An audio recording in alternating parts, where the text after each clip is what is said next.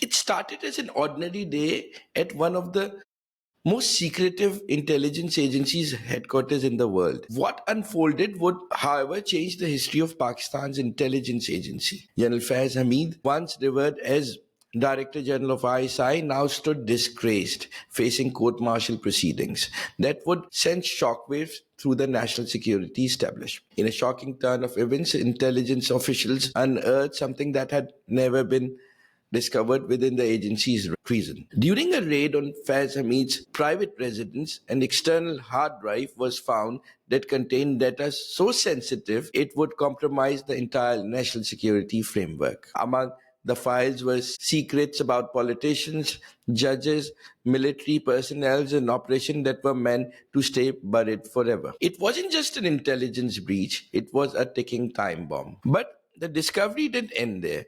In a series of covert actions by ISI counterintelligence cell, investigators began to untangle a much deeper conspiracy. Hidden within the cache of sensitive data were documents directly implicating Faiz Hameed in orchestrating the infamous May 9th attacks, an event that shook the country to its core. One particular instruction were given by Hameed to one of 9th May perpetrators stood out like a scarlet letter.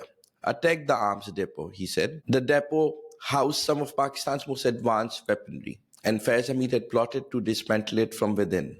That was not just recklessness, it was treason. It is treason. What had once been an elite career was now revered as a dark, calculated betrayal.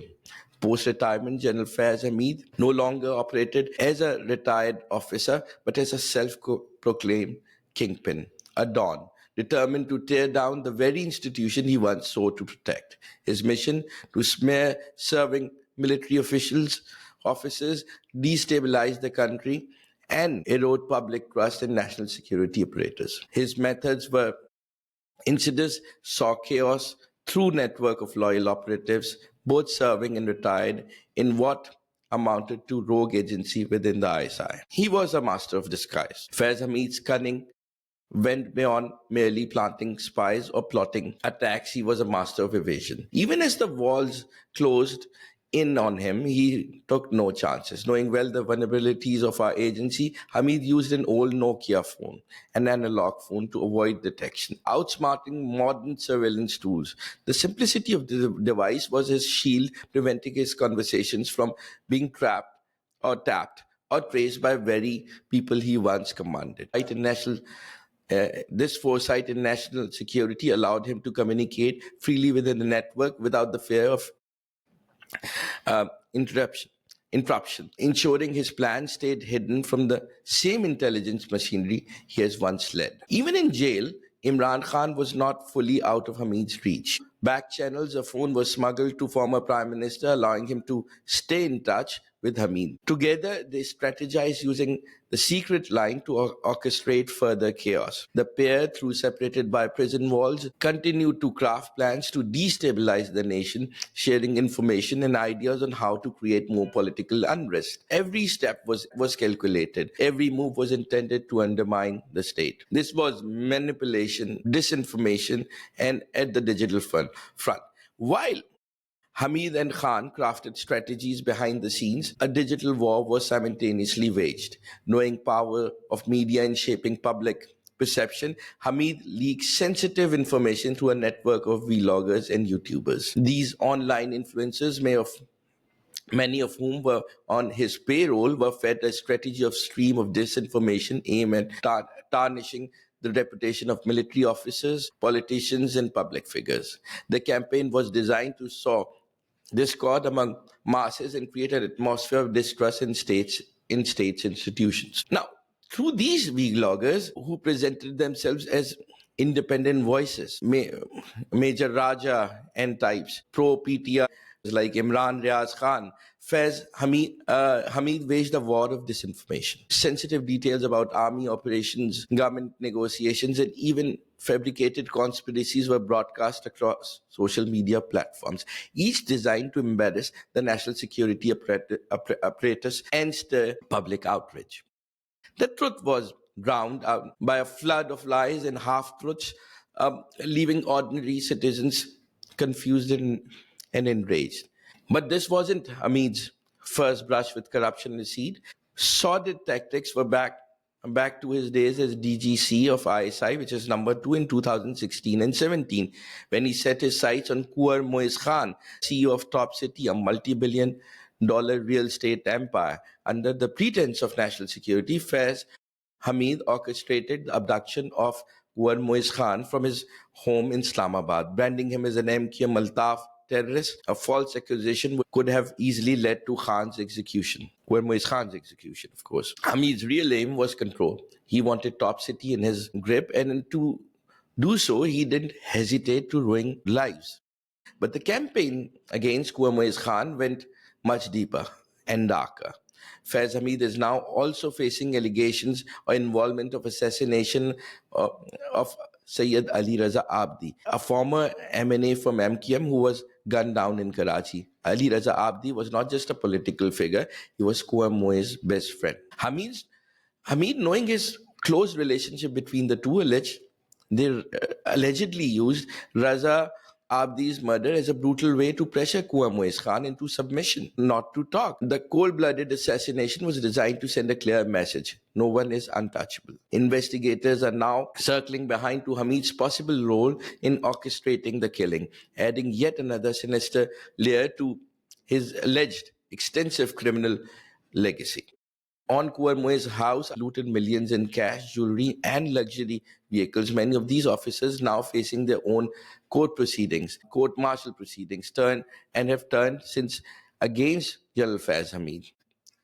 Damning testimony. When Khan confronted Hameed about stolen wealth, the general smirked and responded with a chilling arrogance, forget the money, he will return the vehicles. Hameed used the stolen fortune to fund a personal project too, a non-starter news channel fronted by a controversial media figure, Aftab Iqbal. The funds intended to safeguard Pakistan's defense were instead funneled into doomed ventures, further exposing Hamid's dangerous ambitions. Meanwhile, meanwhile, my dear viewers, inside the walls of Bani Gala, Imran Khan, the former prime minister, unknowingly danced to Hamid's tunes. One night, his wife Bushra Bibi approached him with a mysterious claim. I have an intuition, she said, her voice filled with certainty. There are bugs in our house. That's what Bushra Bibi told Imran Khan. There are bugs in the house. The very next day, how convenient was it? Bushra led Imran Khan to a hidden surveillance devices. To the former prime minister, it seemed like a divine intervention, further cementing his belief in wife's spiritual foresight. It was a con game.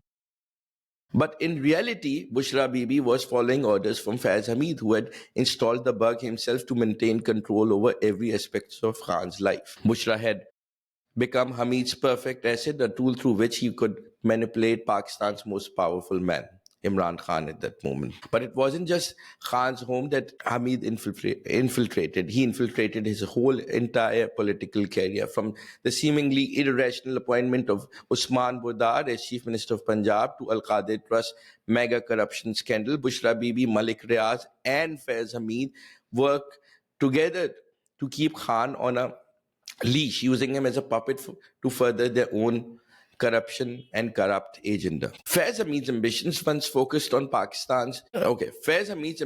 one focused on becoming Pakistan's chief of staff, turned darker when he was passed over for the role. If he couldn't control the military from inside, he decided to control it from outside through chaos. Hameed became an agent of disorder, manipulating every sector of the society. His network of corruption extended to businessmen, politicians, media houses, and real estate tycoons, all of whom he extorted in the billions. Post-retirement, General Faiz Hameed's role in fomenting chaos became even more apparent. He worked tirelessly behind the scenes, even speaking with Khan while he was in jail, instructing him to plot strategies that would destabilize the country further. Hamid's orders reached far and wide, from Imran Khan's jail cell to the chief minister of KPK, whom he instructed to stoke unrest.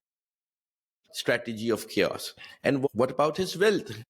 Hamid's sprawling farmhouse in Chakri stood as testament to his greed and corruption. As a symbol of billions he siphoned off from the nation. His fall was inevitable, my friends. And now, as he faces the looming prospect of a court martial and a charge sheet has been filed soon, his empire of deceit is crumbling.